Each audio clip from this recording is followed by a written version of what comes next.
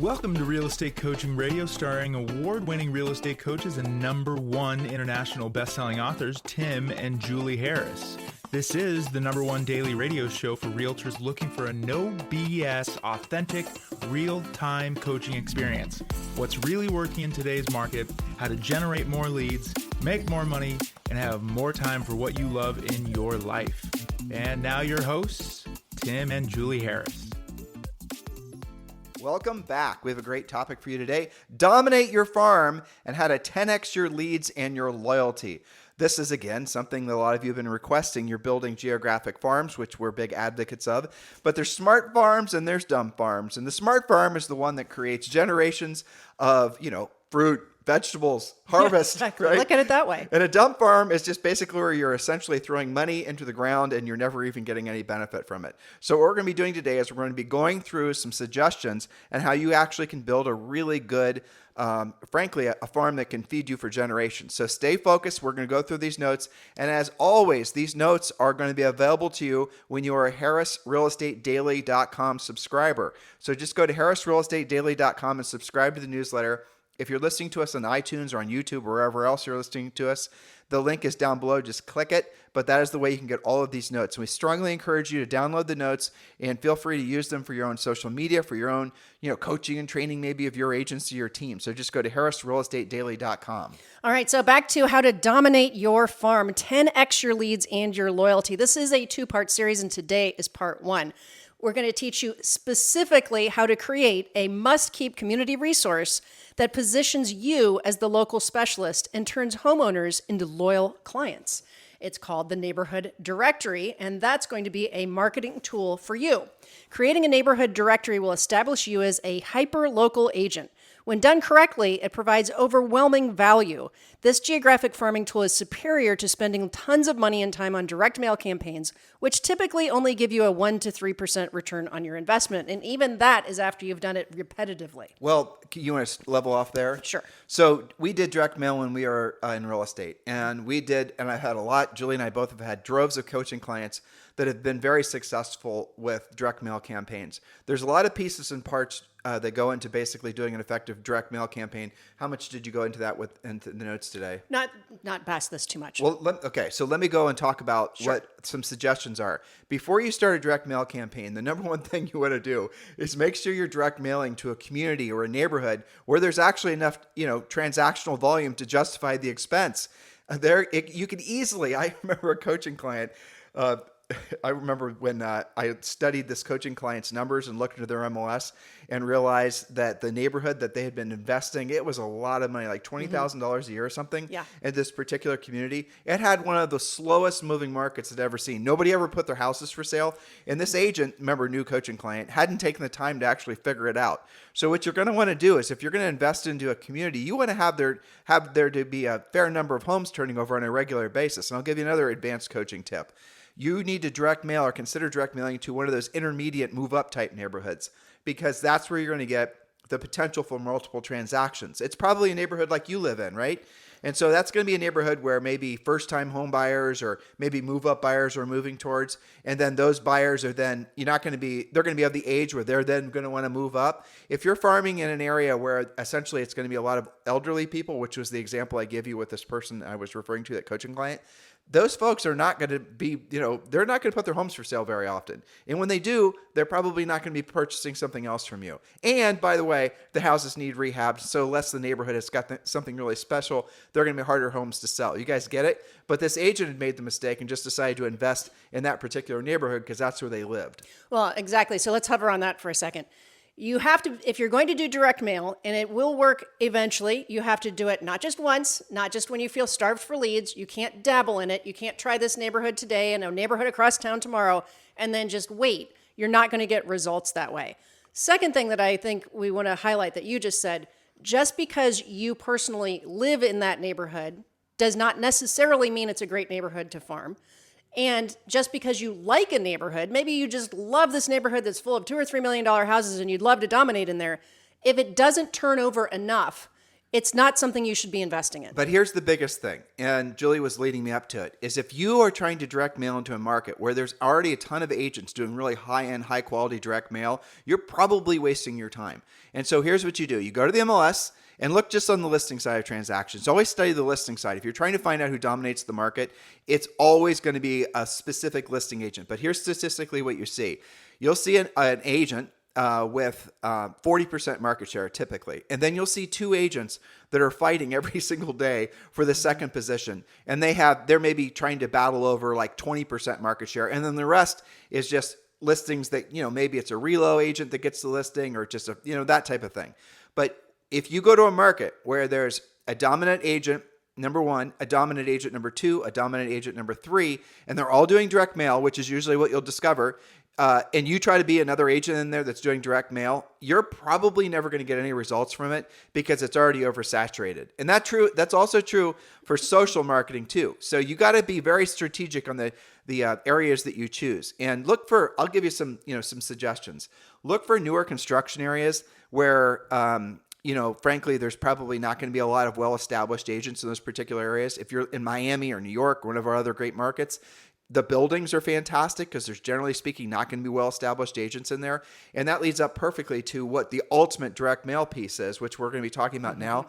But again, keep all these things into consideration. Just doing direct mail is not going to get you the results. Doing direct mail strategically into an area where it's not oversaturated, and then what you direct mail really matters too. Yes, that's exactly right. So what we're going to talk about today is something that, in my opinion, can trump all of that. Because if you think about direct mail, and we're not necessarily coaching you to not do it, but first of all, you have to have a budget that's ongoing. It's not free.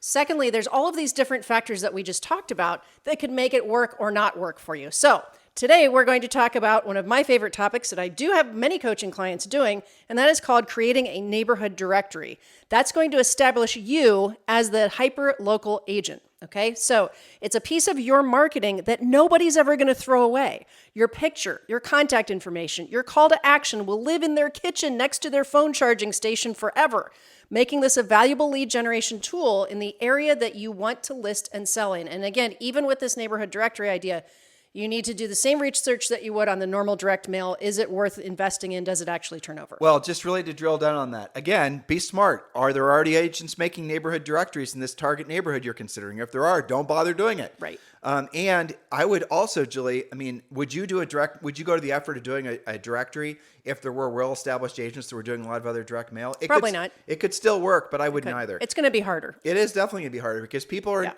people don't take longer. People don't pay attention to the things that, when they get so much stuff in the mail or even digitally, they just stop. You don't look at it. I don't look at it, right? Nobody It's like does. the second or third time you drive under a billboard, you no longer register it. Exactly. But Julie's point ultimately is if you're going to choose to go after an area, do your homework first. Secondary point is definitely build it off the back of a neighborhood directory and then do your direct mail secondarily because the directory is ultimately going to it doesn't get thrown out and it's going to be something that everyone is really going to appreciate you having put together versus, say, for example, another just sold sign or another just, listed postcard.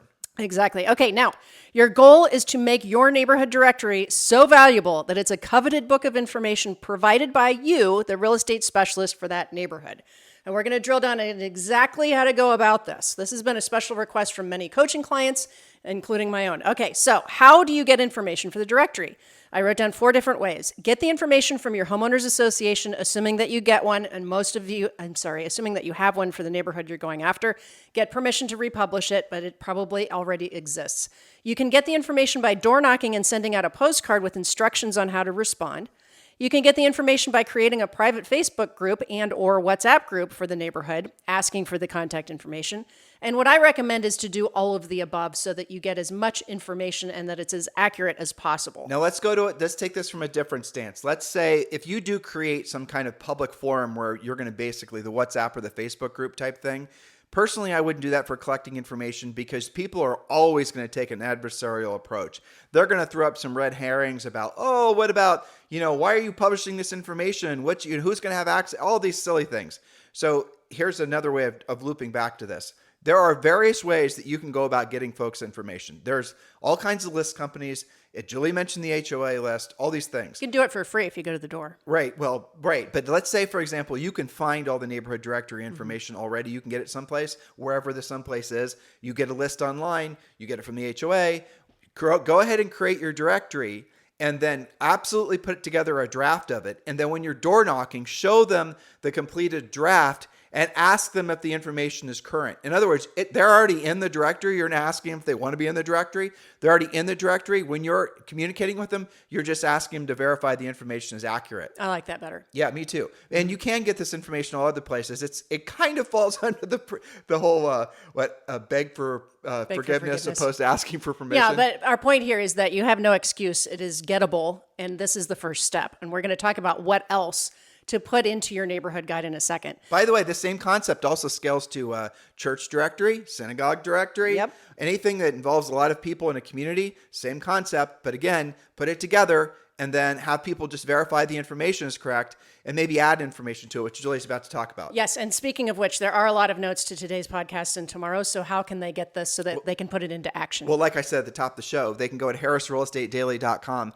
and download the notes, harrisrealestatedaily.com. And a lot of our premier coaching clients are obviously loving this idea too. Mm-hmm. This is such a perfect time of year to be doing this kind of thing. I love it. Because it gives you multiple excuses to go out and get, hello, this is another great year for home appreciation. And by the way, I'm putting together this directory and here's how your information is listed. Is this accurate? Is there anything else you want me to add to it or any whatever? It's going to put you in a constant position of being, contributing to the community at a time of year where generally speaking, people are a little bit, chill. Really, for the most part. Exactly. And agents are always searching for something to give a value, right? Isn't that what we always say? Well, Julie, think about this. So agents spend, it's kind of funny agents spend probably millions and millions of dollars every year around November to give out pumpkin pies. Yes. I mean, if you guys haven't heard of And that. calendars and magnets and tchotchkes and stuff. Exactly. And stuff. Well, your contribution is going to be creating a neighborhood directory and you're going to go in direct contact with them. They're going to see your smiling face. They're going to like you, appreciate you, realizing what you're trying to do is to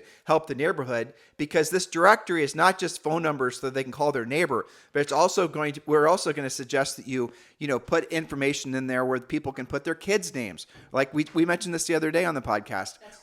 Okay, I won't step on any of your points. That's okay. It's coming up. So let's see. Recommended versions of the neighborhood guide. You mentioned you can do this for smaller groups as well, but what we recommend is start with your own neighborhood because you know it best. Again, put it through the ringer, make sure that it's worth going after and that there's not already a huge dominant agent there. But for most of you, you can start with your own neighborhood. Next, you can do your geographic farm or mini farms. For example, you could choose 2 or 3 neighborhoods that you've researched and know have good turnover.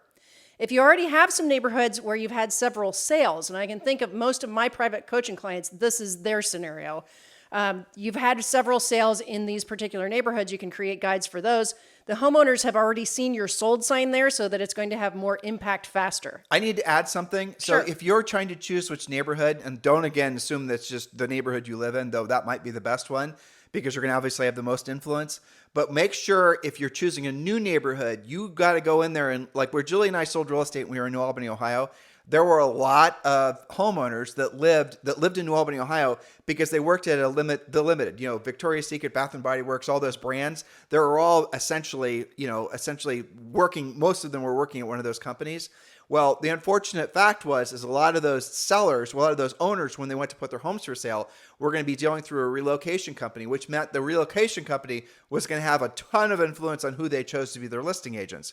Well, in those particular cases, every time that the seller wanted to do business with us and list their home with us, and they were attached to a relocation company, we had to do battle with the relocation company. Even though they didn't refer us the lead, we still got coerced into paying them some referral fee. So again, look to the complexities of your various neighborhoods. And if you're considering working in a particular neighborhood and it is dominated like ours were, where essentially people are working for companies that are going to always be sending them through relocation companies, then you might want to consider maybe not choosing that neighborhood. Or if you still want to choose that neighborhood, make sure you get in with that relocation company. And we're going to do an upcoming podcast on how to go about doing that. Yes. Okay. Now, a top tip. Let's say there's a neighborhood that turns over well that you've been dying to break into, and you're going to do a directory for that.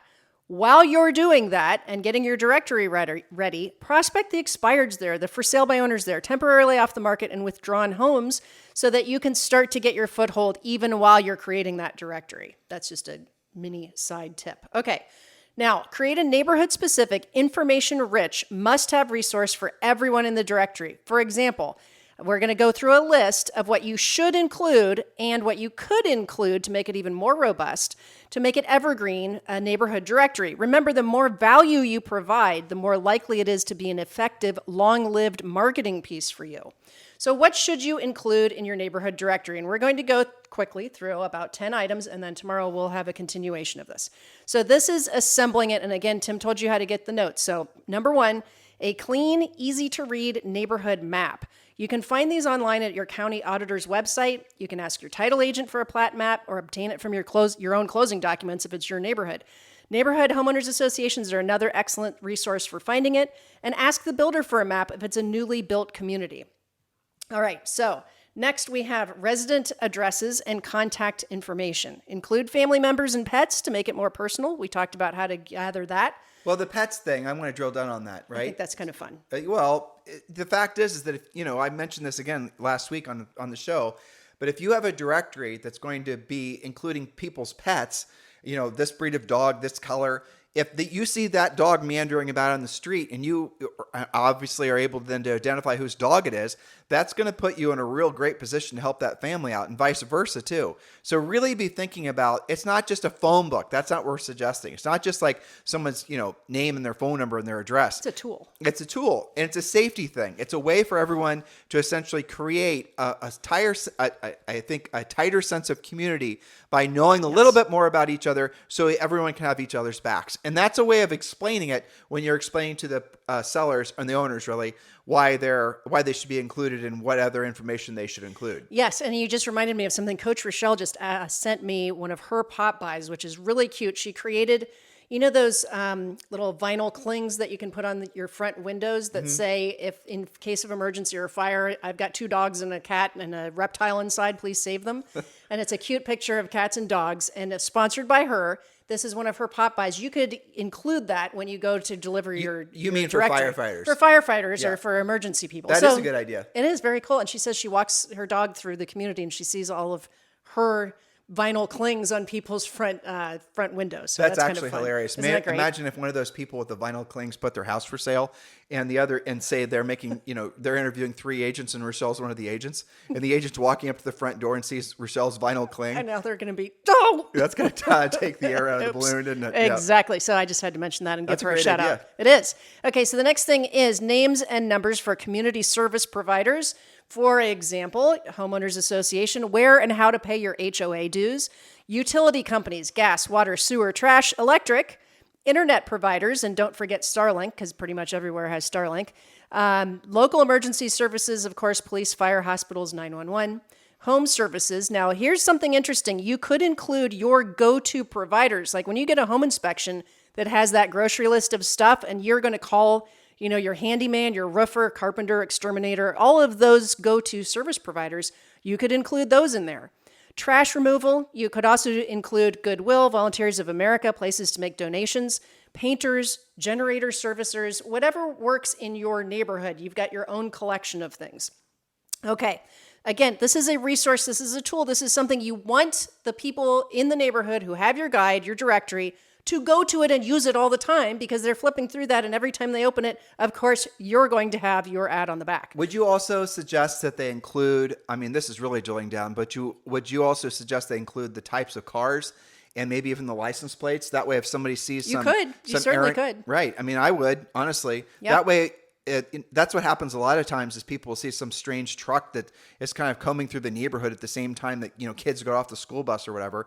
And that truck doesn't belong in the neighborhood. That's weird. It fosters community to have each other's backs, Well, right? again, this is how you guys can convince the folks to want to participate in this and not just shut it down with the idea, people's natural, I think, first order behavior with virtually anything is to be a skeptic. So you're really going to have to lay into the fact that you're doing this for a safety and security reason. That's your dominant motivation. And you'll get people really grateful once they realize what your motivation is. That's right. Okay, number 3, school contact numbers.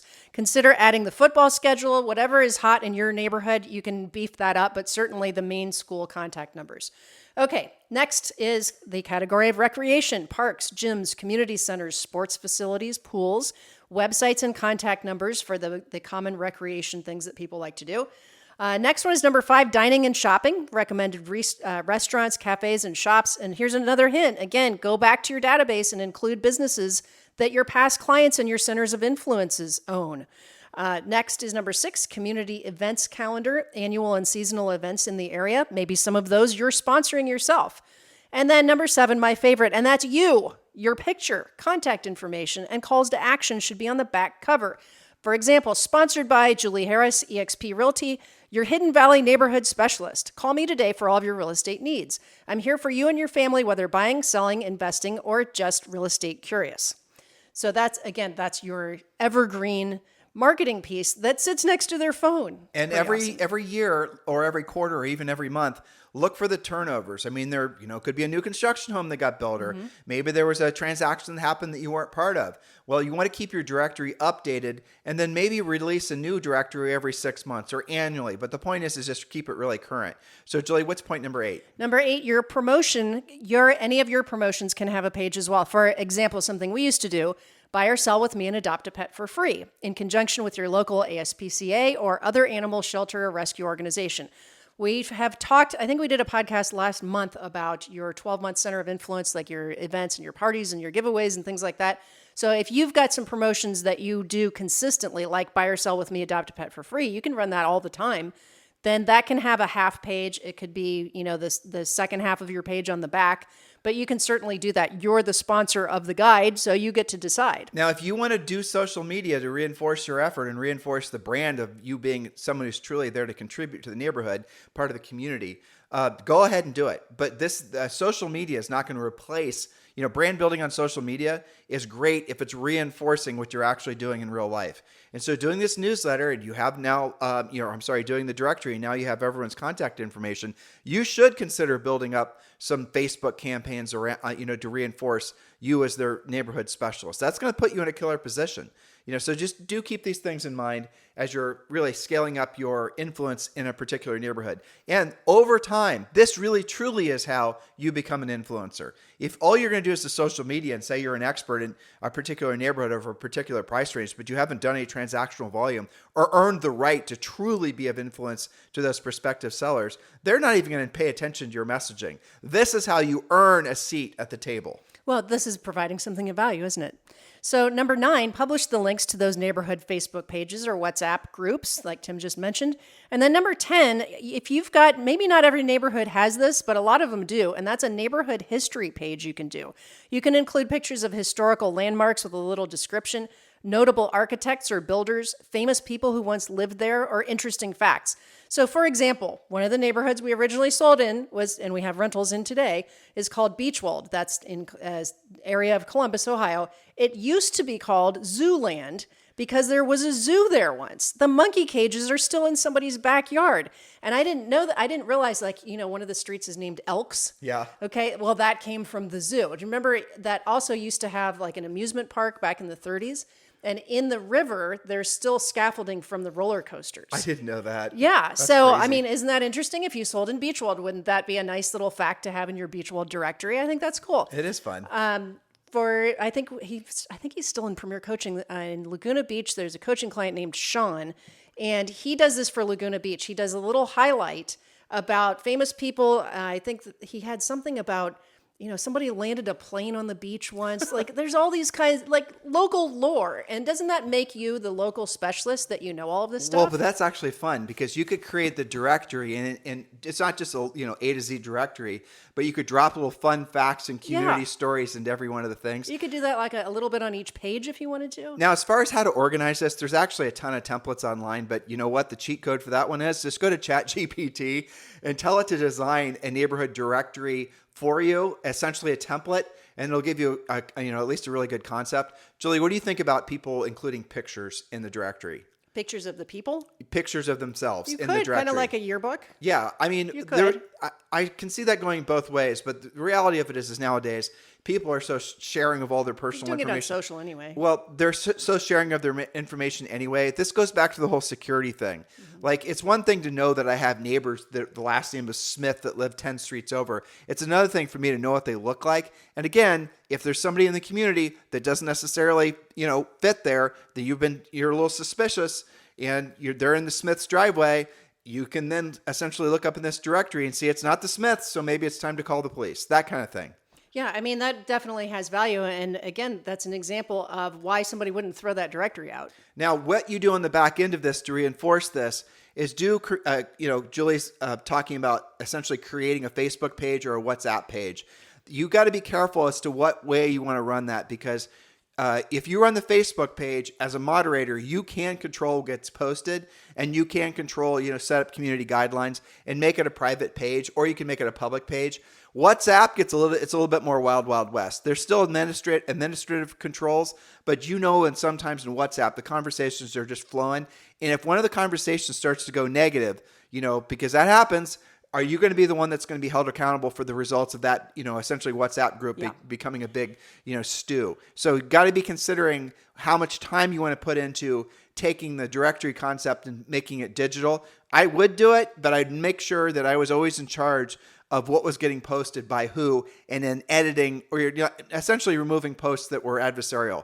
A lot of that stuff happens in communities, especially where people are really wound up. You mentioned Laguna Beach. I remember people literally, we were in, Julie and I lived in this place called Arch Beach, which overlooked the Pacific Ocean. We had a second home there. And if a tree of one of the neighbors' properties I remember this grew like an inch above whatever was the norm, I swear you could not. The nicest, sweetest, laid back people would become. Their mind. It would go nuts. It's an inch into their view. Exactly. So those types of things. So monitor and think about what level of commitment you want to do. Online, there are some advantages to being offline with some things, is that it's kind of one and done and you update it every year. So that's okay too. We're not saying you have to do the WhatsApp or the Facebook. But again, to the point number one, don't make this a digital project. And I know there are a lot of neighborhood directories where they're designed to be like apps. That's not what we're suggesting. That's out of sight, out of mind. Right, exactly. It's going to be hidden someplace. How many apps do you have on your phone that you don't even remember are there, right?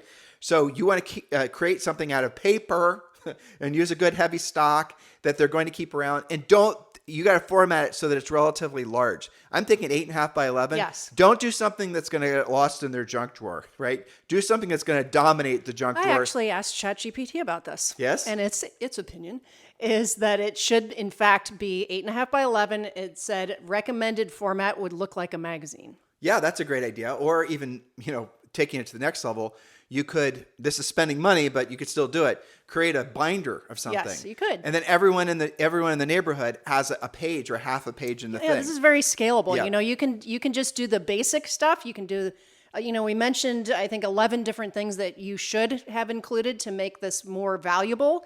You do the pictures, not do the pictures. You could do it bound. You could do it spiral bound. We're going to talk more about different ways to do it tomorrow. But I think, I would say to use it as a marketing tool that lives on and is evergreen, that will benefit you. That's why we're doing this 2-part series. Ultimately, that's the point, is that your shining face is next to people's phone charging station continuously. So in order for that to work, you have to do the hard copy. The digital alone isn't going to work. Babysitters in there. Julie said emergency services in there.